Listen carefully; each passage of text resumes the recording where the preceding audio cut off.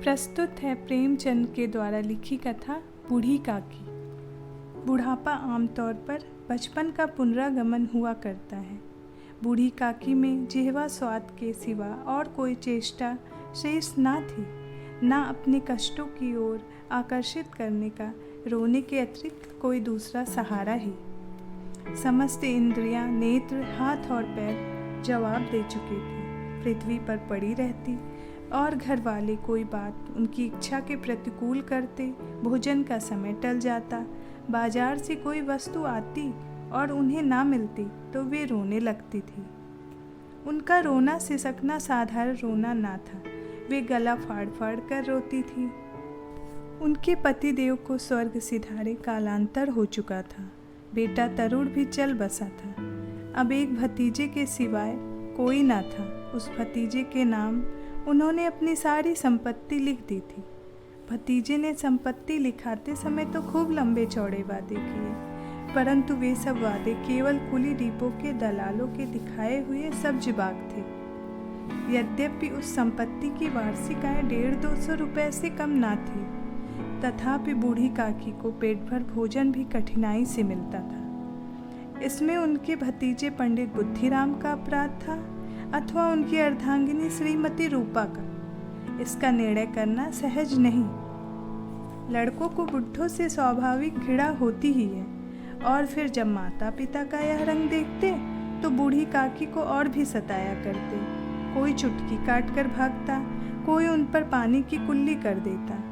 काकी चीख मार कर रोती, परंतु यह बात प्रसिद्ध थी कि वह केवल खाने के लिए रोती हैं। अतएव उनके संताप और हृदय विदारक चीख पर कोई ध्यान नहीं देता था। संपूर्ण परिवार में यदि काकी से किसी को अनुराग था तो वह बुद्धिराम की छोटी लड़की लाडली थी। रात का समय था। बुद्धिराम के द्वार पर शहनाई बज रही थी। आज बुद्धिराम के बड़े लड़के मुखराम का तिलक आया है, यह उसका उत्सव है। घर के भीतर स्त्रियां गा रही थी और रूपा मेहमानों के लिए भोजन प्रबंध में व्यस्त थी। भट्ठियों पर कड़ाह चढ़े थे। एक में पूड़ियाँ कचौड़ियाँ निकल रही थी तो दूसरे में अन्य पकवान बनते थे। एक बड़े हंडे में मसालेदार तरकारी पक रही थी। घी और मसाले की क्षुधावर्धक सुगंध चारों ओर फैली हुई थी। बूढ़ी काकी अपनी कोठरी में शोकमय विचारक की भांति बैठी हुई थी। यह स्वाद मिश्रित सुगंध उन्हें बेचैन कर रही थी। आह, कैसी सुगंध है! अब मुझे कौन पूछता है, जब रोटियों के लाले पड़े हैं तब ऐसे भाग्य कहाँ कि भरपेट पूड़ियाँ मिले। यह विचार कर उन्हें रोना आया। कलेजे में हुक सी उठने लगी, परंतु रूपा के भय से उन्होंने फिर मौन धारण कर लिया। बूढ़ी काकी देर तक इन्हीं दुखदायक विचारों में डूबी रही। घी और मसालों की सुगंध रह रहकर मन को आपे से बाहर किए देती थी। मुंह में पानी भर भर आता था। पूड़ियों का स्मरण करके हृदय में गुदगुदी होने लगती थी। बूढ़ी काकी की कल्पना में पूड़ियों की तस्वीर नाचने लगी। खूब लाल लाल, फूली फूली, नरम नरम होंगी। कचौड़ियों में अजवाइन और इलायची की महक आ रही होगी। एक पूड़ी मिलती तो जरा हाथ में लेकर देखती। क्यों न चलकर कड़ाह के सामने ही बैठूं? पूड़ियाँ छन छन कर तैरती होंगी। कड़ाह से गरम गरम निकाल कर थाल में रखी जाती होंगी। फूल हम घर में भी सूंघ सकते हैं, परंतु वाटिका में कुछ और ही बात होती है। इस प्रकार निर्णय करके बूढ़ी काकी उकड़ू बैठकर हाथ के बल सरकती हुई बड़ी कठिनाई से चौखट से उतरी और धीरे धीरे रेंगती हुई कड़ाह के पास आ बैठी। यहाँ आने पर उन्हें उतना ही धैर्य हुआ जितना भूखे कुत्ते को खाने के सम्मुख बैठने में होता है। रूपा उस समय कार्यभार से व्याकुल हो रही थी। बेचारी अकेली स्त्री दौड़ते दौड़ते व्याकुल हो रही थी, झुंझलाती थी, कुढ़ती थी, परंतु क्रोध प्रकट करने का अवसर ना पाती थी। इस अवस्था में उसने बूढ़ी काकी को कड़ाह के पास बैठी देखा तो जल गई। क्रोध रुक ना सका। जिस प्रकार मेढक केचुए पर झपटता है, उस प्रकार वे बूढ़ी काकी पर झपटी और उन्हें दोनों हाथों से झपट कर बोली, ऐसे पेट में आग लगे, पेट है या कुआं? कोठरी में बैठते हुए क्या दम घुटता था? अभी मेहमानों ने नहीं खाया, भगवान को भोग नहीं लगा, तब तक धैर्य ना हो सका। बूढ़ी काकी ने सिर ना उठाया, ना रोई, ना बोली, चुपचाप रेंगती हुई अपनी कोठरी में चली गई। वह अपनी कोठरी में जाकर पश्चाताप कर रही थी कि मैं कहाँ से कहाँ गई। उन्हें रूपा पर क्रोध नहीं था, अपनी जल्दबाजी पर दुख था।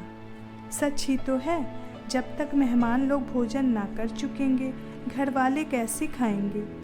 मुझसे इतनी देर नहीं रहा गया, सबके सामने पानी उतर गया। जब तक कोई बुलाने ना आएगा ना जाऊंगी।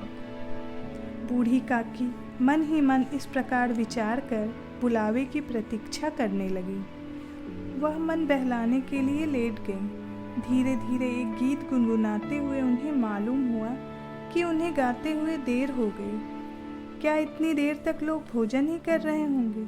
किसी की आवाज़ नहीं सुनाई देती। अवश्य ही लोग खा पी कर चले गए। मुझे कोई बुलाने नहीं आया। रूपा चिढ़ गई क्या?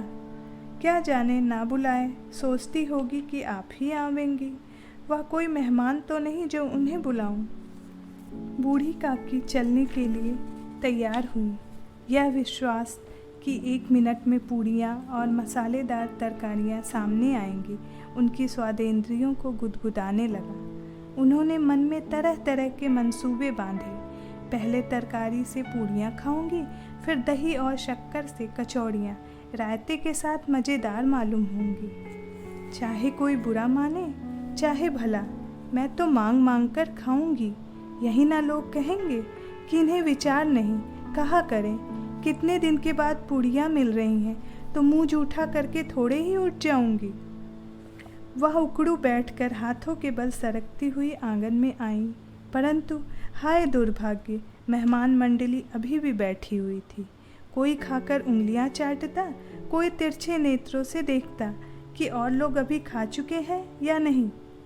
इतने में बूढ़ी काकी रेंगती हुई उनके बीच में आ पहुंची। कई मेहमान चौंक कर उठ खड़े हुए, पुकारने लगे, अरे यह बुढ़िया कौन है? यह कहाँ से आ गई है? देखो किसी को छू ना दे।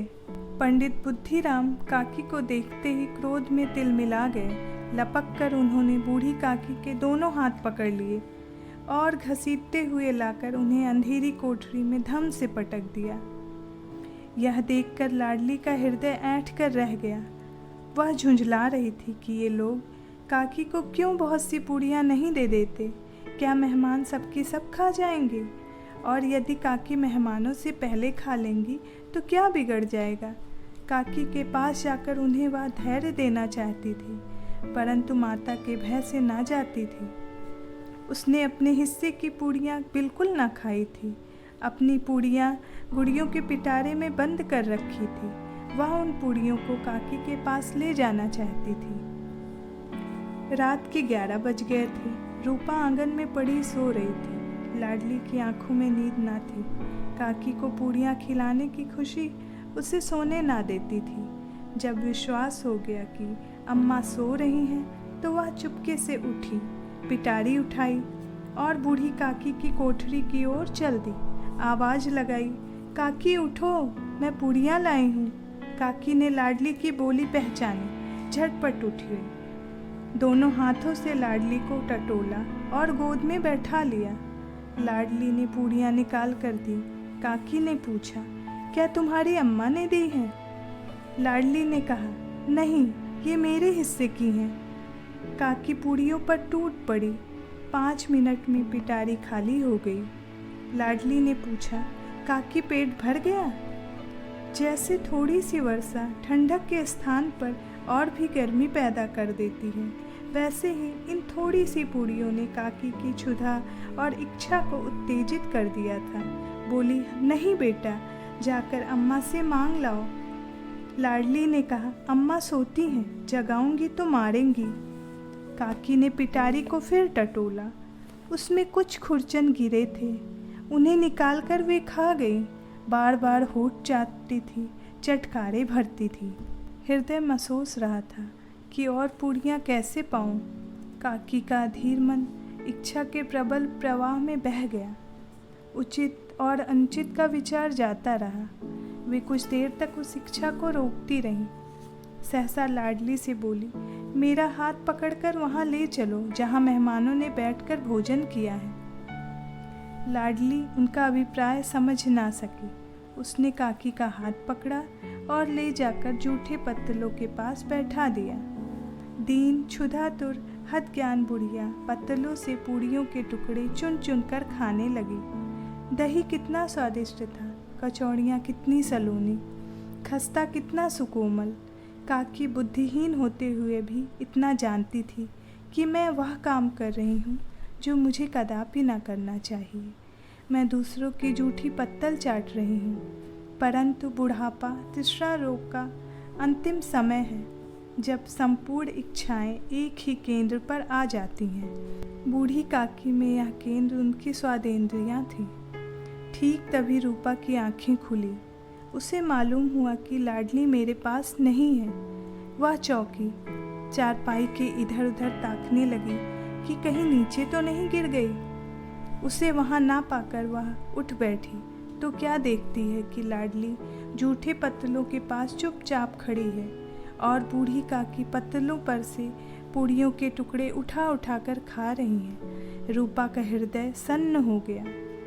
यह दृश्य था जिसे देखकर देखने वालों के हृदय काँप उठते हैं। ऐसा प्रतीत होता था मानो जमीन रुक गई, आसमान चक्कर खा रहा है, संसार पर कोई नई विपत्ति आने वाली है। रूपा को क्रोध ना आया, करुणा और भय से उसकी आंखें भर आईं। इस अधर्म के पाप का भागी कौन है? उसने सच्चे हृदय से गगन मंडल की ओर हाथ उठाकर कहा, परमात्मा मेरे बच्चों पर दया करो। इस अधर्म का दंड मुझे मत दो, नहीं तो मेरा सत्यानाश हो जाएगा। वह सोचने लगी, हाय कितनी निर्दयी हूँ मैं, जिसकी संपत्ति से मुझे 200 रुपये आय हो रही है, उसकी यह दुर्गति और मेरे कारण। हे दयामय भगवान, मुझसे बड़ी भारी चूक हुई है, मुझे क्षमा करो। रूपा ने अपने भंडार का द्वार खोला और एक थाल में संपूर्ण सामग्रियां सजाकर लिए हुए बूढ़ी काकी की ओर चली। रूपा ने कंठावरुद्ध स्वर में कहा, काकी उठो, भोजन कर लो। मुझसे आज बड़ी भूल हो गई, उसका बुरा ना मानना। परमात्मा से प्रार्थना कर दो कि वे मेरा अपराध क्षमा कर दें। भोले भाले बच्चे की भांति जो मिठाइयाँ पाकर मार और तिरस्कार सब भूल जाता है, बूढ़ी काकी वैसे ही सब भुलाकर बैठी हुई खाना खा रही थी। उनके एक एक रोए से सच्ची सदिच्छाएं निकल रही थी और रूपा इस स्वर्गीय दृश्य का आनंद लूटने में निमग्न थी।